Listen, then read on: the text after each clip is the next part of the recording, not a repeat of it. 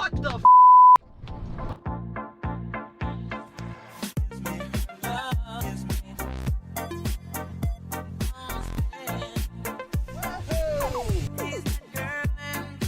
All right, here's the problem, child. So why am I looking at this? Because I'm a glutton for punishment and I love quote unquote 04 rich vehicles, those pimpin' SUVs of the era. Obviously, that's why I've had so many Escalades, Navigators, etc. So there's so many things you got to worry about on these. I don't even know where to begin. Air suspension being one, but the fact that this thing's sitting here still all aired up, and I'm sure it's been here for a little bit, that's a good sign. I can see this in the pictures that it had some Hialeah body work done here, a little spray paint, and it's got the wrong taillight. I think this is the one it's supposed to have. Got Pirellis on it. What's the date code on these? 21. So someone was still putting money into this thing not too long ago. The question is, does it have all four? Because this being an all-wheel drive, they need to match. Pirelli, yep. Pirelli. I like these wheels too. I don't know if these are, I'm not a Land Rover expert, but I mean, these center caps, I don't think these are, they don't look factory, these wheels, especially with that little hex key there to keep the center cap on. I wouldn't expect that of Land Rover. A little bit of corrosion inside the wheels, a little bit of pitting, but they'll clean up. And I could tell that it had some Hialeah body work here too. This is one of those ones where it's like, okay, how cheap can I get it? Remember, I don't need this to be reliable transportation. I've got plenty of other cars to choose from. So this would just be a toy. It's pretty hot, so let's get that AC going. Hopefully it works. This being an 07, this is about as reliable of an engine as you could get with one of these, the Supercharged 4.2, but the interiors were a lot worse than the later ones. Let's go ahead and fire it up.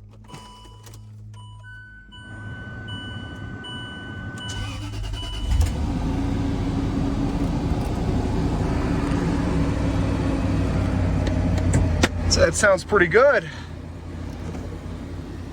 As Randy would say, the import window works.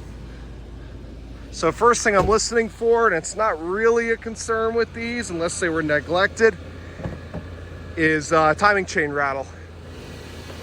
And again, these 4.2s didn't really have issues. They didn't have the timing components falling apart. But if you don't take care of it, you could.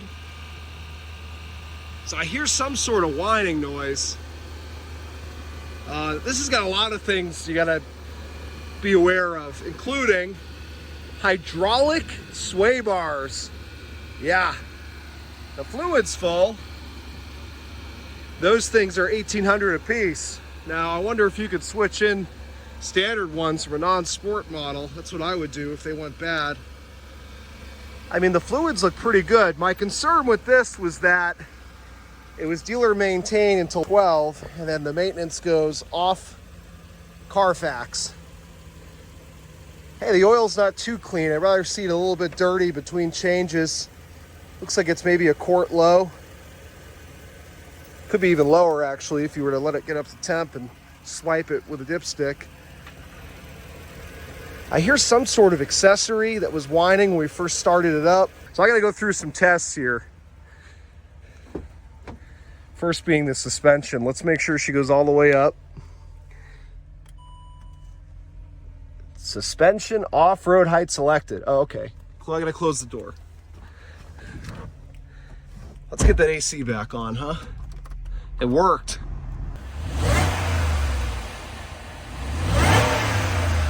The engine definitely sounds healthy. Low coolant level, suspension fault. Woo, boy. This is gonna have to go real cheap. Real cheap. Let's just see. It said it was put as a run and drive. Ooh. Oh, the e-brake. It's electric on these. I'm trying to remember where the button is. I mean, yeah, it goes into gear. Slowly. Radio works. So the suspension did air up. I kind of like these wheels and tires. What size are these? 275, 40, 20. Wonder if they'd fit anything else I have. Yeah, I mean, this thing obviously is past its prime, like all these are at this age, unless they were meticulously maintained, which this one obviously wasn't. Not the worst maintenance, but again, it's gone into that point in its life where it's getting Hialeah work done to it. So definitely something to be cautious of. This whole rear bumper, unless, is that, no, this is painted with a paintbrush. Look, yikes. I mean, this thing's right now at 300, or at least last I checked. I'm sure it's gonna go for more. I mean, I'm sure the engine's worth it to somebody or whatever. It's a shame. The interior is beautiful, even though it's a little bit worn. Oh, that AC is nice and cold now. Might spend another minute in here just to cool off before I make the hike back to the building. And this thing's cool. Let me put the suspension back down. Yeah, there it goes, right back down. So I think that fault code, actually there's a way to check.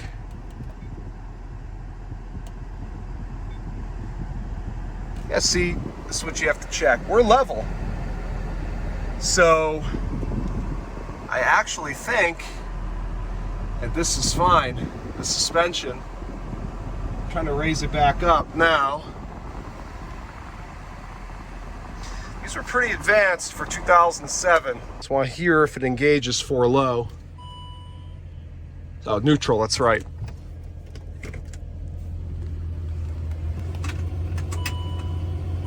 Yeah, I mean, that's normal engaging sound there. Oh, it's got a lot of leaks. These things are known to leak. They're known to everything. Oh, it's got a strong oil leak. Whatever that accessory noise was, it pretty much went away. I'm definitely willing to pay a little bit more for this now. I just think it'd be cool to have, you know, just to zip around town with. If it breaks down, whatever, I go home and grab one of my reliable Escalades. Get the books here. Any service records inside is probably something I should check before I leave. The AC is definitely nice though. No service records, but I want to look at this registration, see where this thing came from. No way.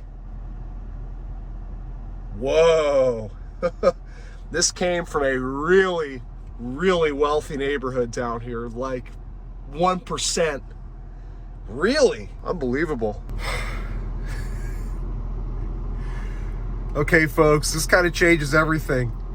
I knew as soon as I saw the address on this registration, and I confirmed this is the owner of that property, not like a tenant or a friend staying there or something. 10,000 square foot house on the ocean. It's probably worth tens of millions of dollars. This is old money. They're the ones that, you know, things will get a little rough. They use it as a beach runner and stuff, but they keep it well maintained. And really, I mean, this thing runs really nice. Air is cold, suspension, it keeps saying suspension fault, but it's working fine. It's level. I think they probably put in aftermarket parts. I even saw a receipt in here for an OBD2 reader. So I guess they were just, I mean, this is kind of gross, but this is an old money vehicle right here. Put plenty of miles on it and serviced it at an independent garage, I hope. Oh, here we go. Firestone. Well, that's questionable.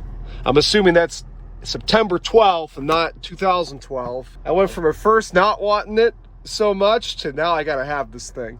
Let's just go check around the outside one more time. I mean, it runs nice. Maybe their kid was driving it or something, you know, the past few years, and that's when it kind of got a little beat up. I mean, it runs nice. I brought the suspension back down. Yeah, this is, oh boy. I'm gonna regret this later. I already know it. I already know it.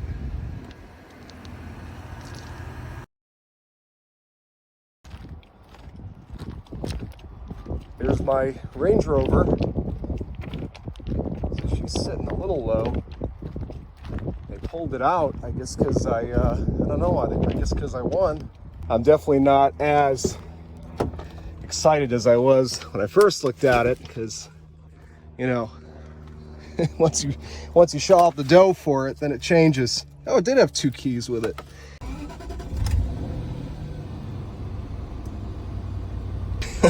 can't believe I bought this thing.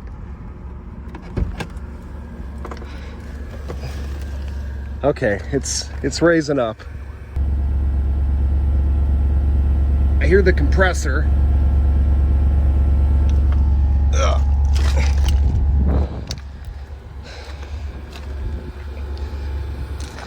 She's raising up.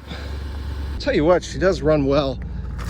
It's been over a week since I've looked at this thing, so I kind of started to forget what was what with it.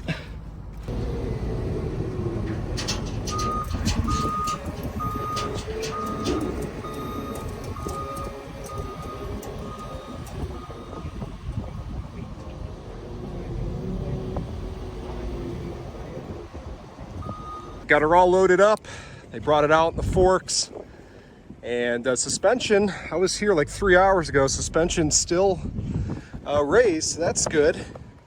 I was afraid when I got back here it would be on its ass again. So obviously there's probably a minor valve block leak or something like that. I just noticed that this thing has Brembos in the front. That's crazy. I'm gonna probably have to have those rotors resurfaced. These wheels, I looked it up last night. It's a pretty good wheel company. I mean, they're not like super expensive wheels, but they're a very well-respected company. They make good wheels. They make them here in the USA. So I think they fit the truck really well. I think they look OEM plus. The Brembos, though, that's pretty cool. I didn't even realize it had Brembos, and I got a good look underneath it when they had it up on the forks, and I mean, everything that I could see looked really good. Obviously one owner, Florida truck since new, so it's very clean. But the airbags, the air suspension bags look good. And I didn't see anything at first glance that would cause me concern. So I've got my old trusty ESV here. Here we go. I have not driven this thing yet. Obviously, I just got here, dropped down the ramps. So let me break those keys loose.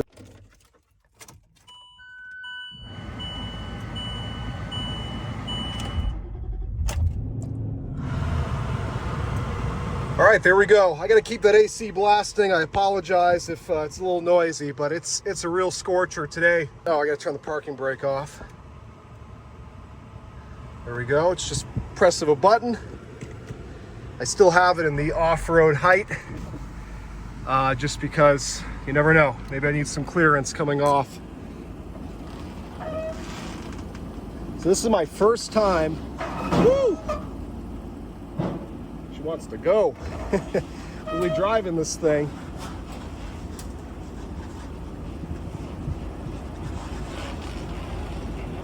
I only moved it about a half a foot, maybe a foot at Copart. That's all the space I had.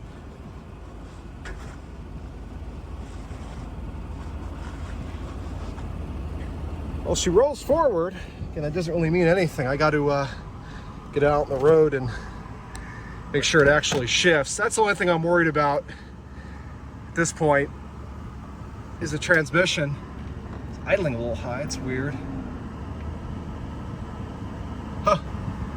Let me also take this and put it into normal height mode. All right, I'd be lying if I didn't say I'm a little nervous. Let's see what she does.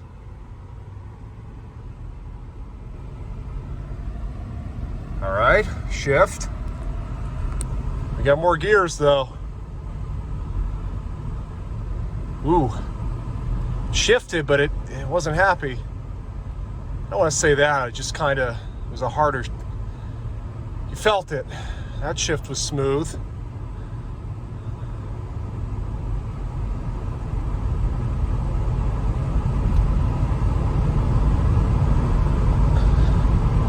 All right, well, I think it did all the gears. It felt like maybe third and fifth. You can see the brakes are in need of some work.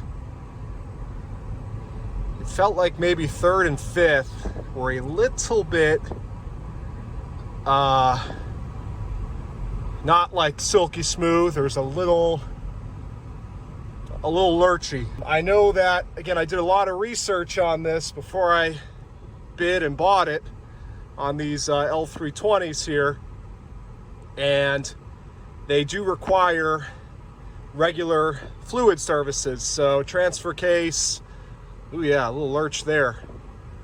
Transfer case, transmission, all that stuff. So, you know, maybe it needs a fluid and filter. Hopefully, that's the best case scenario. She's a little lurchy. It's been sitting, so let's not draw any conclusions yet. First to second's a nice shift. This would be second to third. That was okay. Oh, well, those were all smooth. Again, it could just be that it's been sitting and started and shut off a dozen times at the auction and, you know, not driven. So regardless, I'm going to do, knock on wood, hope that's real. If everything checks out with this truck overall, I'm gonna go through it. But of course, we're not just gonna jump into that. I gotta drive this thing a bit and, you know, make sure it's all right. It was donated, so, you know, was it donated because they were super wealthy, as I said before, and just didn't have a need for it anymore? Or, woo, boy. Maybe it's motor mount. I don't know. Little lurchy. The upshifts, besides the first time I started driving it, the upshifts have been very smooth. So maybe it's a motor mount, transmission mount, something like that. I'll have to get under it and see. Otherwise, the AC is still blowing, temperature's holding, engine runs great, steering's tight. Looks like it's slightly out of alignment. I mean, just a hair. It doesn't feel like the truck itself is pulling. I think the steering wheel is just slightly misaligned. They did just put new tires on this recently, so I'm sure an alignment went along with that. One thing I kept thinking about was the transmission. And these aren't necessarily known to have transmission failure, but it's certainly possible. A lot of times it's this thing called the mechatronic within the transmission. I've done a lot of due diligence on this because this is new turf for me, being in the Land Rover, Range Rover territory. So a lot of people have gotten well over 300,000 miles out of one of these without having to overhaul anything. You know, just they kept up on the maintenance. Stuff like this, all right? The camo tape on the glove box latch, a black ice air freshener, that's always a red flag. Usually you see a black ice air freshener, or we call them a felony forest when there's a bunch of them. The car usually smells like, you know, certain stinky drugs, and usually is not well kept. So this car just, I was so curious about it. When I figured out the history, at least what I could figure out, I'm like, what's going on here? Because these folks are probably some of the wealthiest folks in South Florida, and yet, look at the condition. I mean, the black ice air freshener, the dashboard, the seat is torn on the side. It's got a friggin' Firestone oil change sticker. It's got an airbag light on, tire pressure monitors are bad. So is it a situation of old money? And sometimes old money folks are kind of penny pinchers, or did the kids get it after the parents? There's no service records after 2012. They stopped taking it to the dealership. With a paintbrush touched up rear bumper and these aftermarket wheels with Pirelli tires, but I can't see some like multi-hundred millionaire. I just lurched a little bit now. I'm not abusing it, not until I've had it for a while and I've gone through it, the fluids and all that, and I have confidence in it, because for all I know, 1 foot to the floor running this thing could be all it takes to just send this transmission out the window. So all I'm gonna say is, it feels, all right, screw it, let's just see.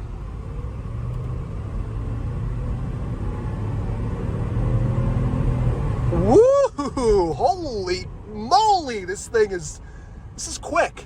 That supercharger kicked right in, sounded awesome, and it shifted fine. Those shifts were not hard at all. And if there was ever a time for a tired transmission to slam into gear, I feel like that would have been it, and it didn't. But that's it. That's all I'm doing for right now. It's kind of addicting, though. Oh man, she just goes. Let's make a little detour here. See something special over here. Anthony, take a look. I gotta take a picture for him. the blinkers work. Not that anybody uses them here in South Florida. Overall, it runs, drives, it shifts, doesn't overheat, the AC works, came with a full tank of gas. You bet your rear end I'm gonna at least use all that gas up before I do anything with this.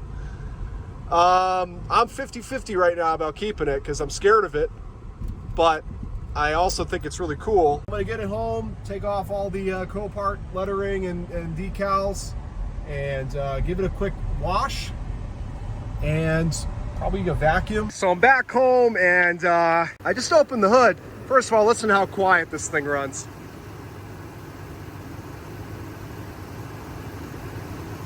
Smooth as butter. I mean, you could almost balance a coin on here, like a V12. No ticks, no knocks. All the fluids are still where they should be. Coolant, right on the fill line. Power steering fluid. But I do hear, might be hard for you guys to hear, but let me do my best. Definitely a hissing, like a vacuum leak of some sort. Hey, could be an air line for the air suspension that's hissing a little bit of air out. I mean, look at how nice the paint, the headlights, had to be garaged. So it's just such a weird situation. Garaged, new tires, but what the heck is this? I mean, I could have done better than this. Man, is she good looking. You can see why I was so adamant about buying this. Let's see if the sunroof works. Nice.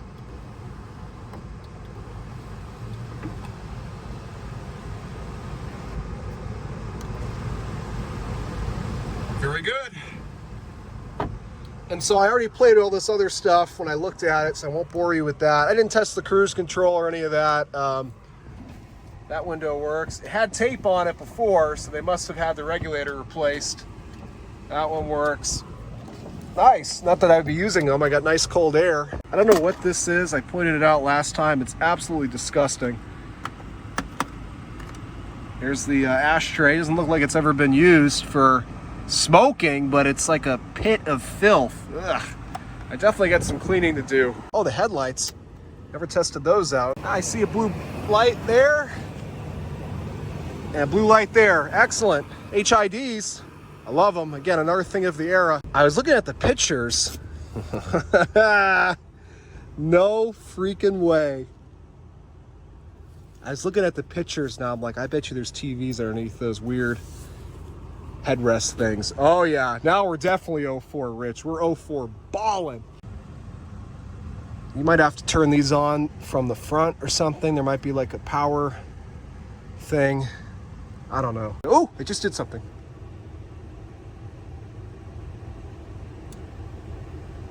Things are happening. Whoa! And look, I think you can play these individually, yeah. So each person can watch their own thing. Oh, this is cool. All right, well, I guess it's only kids in this seat. I have zeros, so I guess when I have the first one, if I still have this truck, I'll be all right. Cool how they did this, though. Pretty nice. Definitely not a low quality install. Although this is definitely Range Rover quality of the era. I mean, look at, you got all the, you can adjust the radio and change the song. I'm assuming this probably goes to this. Yeah, it has to. I was thinking maybe it was like this thing right here. I feel like I did open this the day I looked at it. Oh, nice. More janky repairs. Man, I don't know. This thing's got me so confused because it seems to be pretty solid, but some of this stuff makes you wonder. Okay, so I gave it a wash. Unfortunately, I guess the hood was still hot from being out in the sun. The soap kind of dried there. I'm gonna just give it a quick pass again with the sponge, but you can see otherwise, woo! Does she clean up nice? I mean, look at those headlights alone. There was just like some dried up, it was probably old sap or bird crap, but I was able to get it off. It's just a water spot.